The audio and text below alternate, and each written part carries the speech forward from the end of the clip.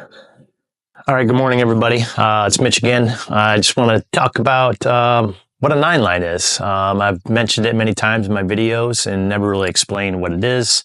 Most of the military community knows what a 9-line medevac is, but a lot of the just regular civilian folks that never had anything to do with the military may not understand it or know what it actually is. So basically, what a 9-line is.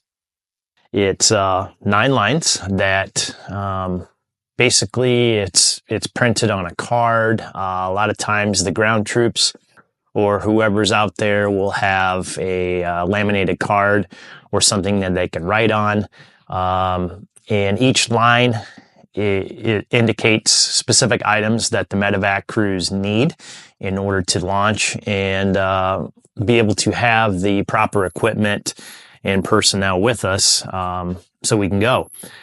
And so I'll basically start line by line. Line one, once they make the radio call, is the location of the pickup site. So basically they need to provide a grid location, exactly where they want us to come land and pick up.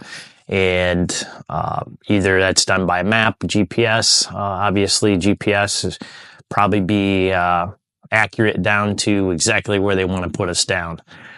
And line two is the radio frequency and call sign of the personnel on the ground. So whoever's making that call or whoever needs the medevac, we need to know their frequency and we need to know their call sign. So when we get within range, we can talk to them on the ground and get any information we may need before landing. Line three is the number of patients by precedence. So by precedence, what I mean is urgent, priority, or routine. An urgent mission is basically requires us to launch the aircraft within 2 hours.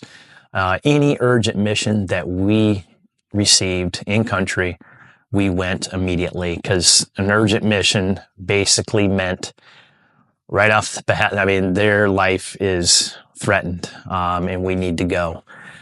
And the next level is routine. Routine was we had 4 hours to respond. Depending on the time of day that this mission would come down, say if it came down at 2 o'clock in the morning, and a lot of times depending on the weather and the situation, we would wait till 5:30, 6 o'clock in the morning to take off just to be, the sun may be coming up and it's just safer to fly during the day if possible, rather than flying night, low visibility.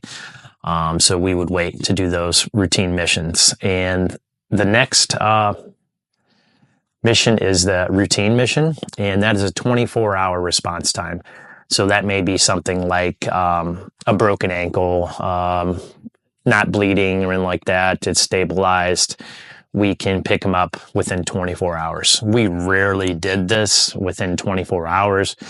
Again, it would be one of those things that we actually may get a medevac call at 2 o'clock in the morning for a routine, and our operations center wouldn't even contact us unless that was upgraded, because they would give it to us first thing in the morning when we got up, but we would try to save it until it was safer to go. Line four of the medevac is special equipment required. And what I mean by special equipment would be a hoist, like up in the mountains, extraction equipment, ventilator, something along those lines, something that we may need with us in the particular area where it may be. Line five is the number of patients, how many litter patients, how many ambulatory patients. And what I mean by litter is basically somebody that's on a stretcher.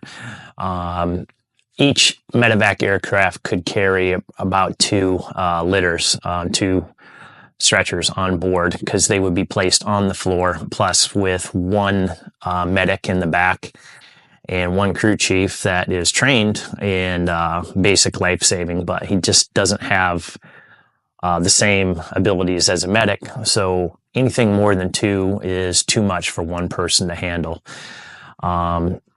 So if we had 3 litters or 4 litters, we would know right away that we're going to have to land both aircraft. And ambulatory is the other one. And ambulatory is basically somebody that is wounded, injured, and they have the ability to still walk. So they can get on the aircraft under their own power or with assistance and sit in a seat and be strapped in with a seatbelt. Line 6 is the security at the pickup site. So we need to know, are there enemy troops in the area, possible enemy troops in the area? We need to proceed with caution. Enemy troops are definitely in the area. We need a gunship to come with us. An armed escort needs to come with us. So we need to know that. And so a lot of times we didn't have the support, mainly because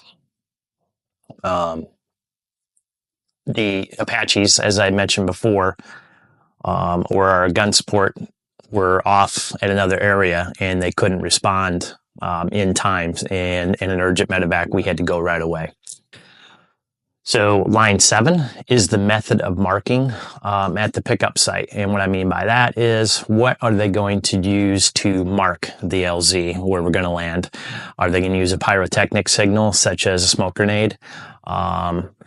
Are they going to use a reflected panel, VF-17 panel, which was a panel that they laid on the ground, put rocks on it? It was kind of hard to see.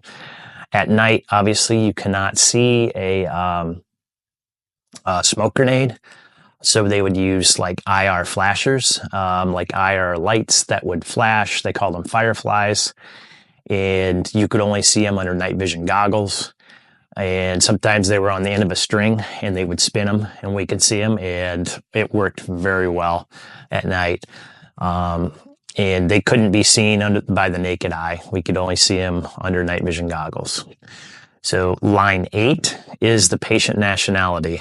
We need to know, are they U.S. military, U.S. civilian, non-U.S. military, non-U.S. civilian, EPW. What I mean by that is enemy prisoner of war. We need to know, are they bad guys? They're wounded. Either way, we were going. We went and did it regardless. I mean, that was part of our job. A lot of you probably think it's silly, like, why were we saving the bad guys? I don't know, a lot of times we ask ourselves the same question, but we were required to do that. Line 9, and the final line of a 9-line medevac, is the NBC situation, which is not common at all. And what I mean by NBC is nuclear, biological, or chemical warfare agents in the area. Something we've obviously never seen in my lifetime, and something I hope nobody ever sees in their lifetime. But that was line 9 in the medevac. So it was really important that we got all these lines, or at least 8 of them, the top 8, to know what we were getting into. And a lot of times, while we were flying en route, they would be giving us an actual intel update on the way, explaining to us, like, okay, you're going into the Tangi Valley, this weapon system has been seen, that weapon system has been seen. So they're going to tell us that as we're flying. And when we would actually get the medevac call, and what I mean by that is we carried a handheld radio with us 24/7. And when we heard the 3 words medevac, medevac, medevac, I know just saying it out loud makes my heart skip a beat. Medevac, but medevac, when we heard medevac. that meant that's an urgent mission. You got to go right now. And we would go run to the aircraft, and as soon as we got in the aircraft, turn the batteries on, light up the auxiliary power unit, and immediately we'd turn on the radios, and we would start getting the 9-line over the radio. You see in some of my videos, I have a knee board. I grab a pencil and start writing down frequencies, grids, enemy situation, number of patients, and what we need. In one of my videos, I have where we don't have a hoist, and we really needed the hoist. And unfortunately, my hoist was broken, and it wasn't even installed in the aircraft because it was deadlined. And the second aircraft we had with us that day, it was a borrowed aircraft from an air assault unit, so it didn't even have the provisions to have a hoist. So the only option was for me to hover to pick them up. So that's kind of stuff we need to know before we get there so we can plan for it. But that's it in a nutshell. If you have any questions, comments, or anything, please ask, and I'll try to get back to you as soon as possible. I appreciate everybody. Have a good weekend.